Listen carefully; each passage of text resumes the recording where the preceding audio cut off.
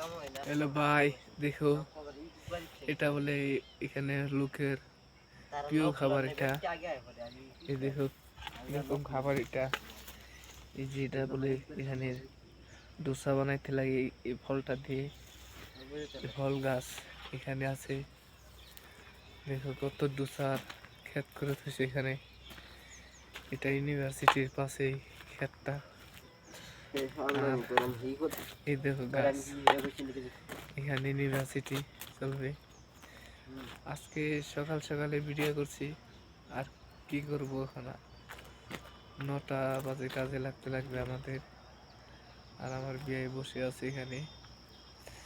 এই দেখো, দেখছো ভিডিও করতে কত কষ্ট জানো তো। 1 মিলিয়ন ভিউজ না আসলে ভিডিও হবে না।